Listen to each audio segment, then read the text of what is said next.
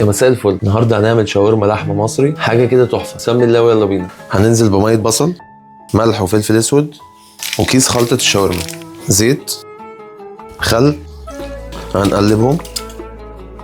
وعندي هنا كده لحمه شرايح متقطعه صغير، تقطيعه الشاورما هنزل بيها في التتبيله، وهقلبها في التتبيله، وهغطي عليها. هسيبها في التتبيله في التلاجة لمده ساعه. حضر الطحينه بتاعتنا، ملح، كمون، شطه، توم مهروس. ننزل بميه فتره او دافيه.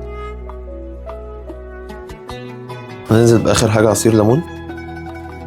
احنا ليه بننزل بعصير الليمون في الاخر؟ عشان بيربط القوام تاني. الليمون او الخل، اي حاجه احماض بتربط قوام الطحينه تاني. وبكده الطحينه جاهزه.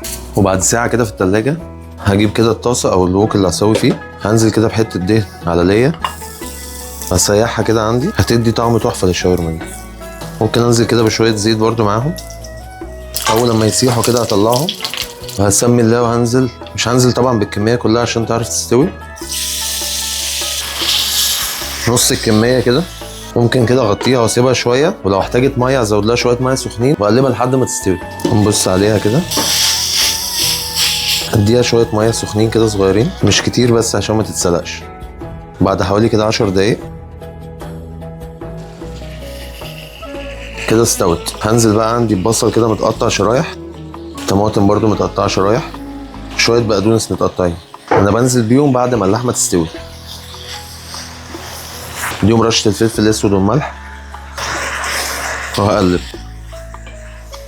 يا عيني على الريحه، بصوا الجمال، بصوا الجمال والحلاوه.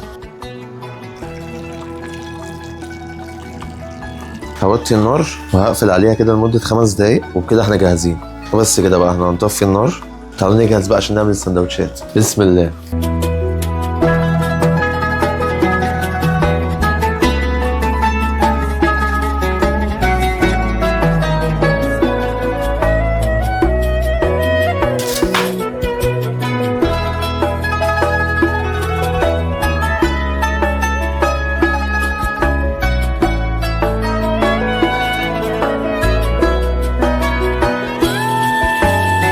ربنا يتقبل منا ومنكم صالح الاعمال. حابب اقول لكم ان مش شرط ان انتوا تطلعوا كميات كبيره قوي من الاطعام، اللي تقدروا عليه اعملوه. قليل مستمر خير من كثير منقطع. وكل سنه وانتم طيبين. سلام.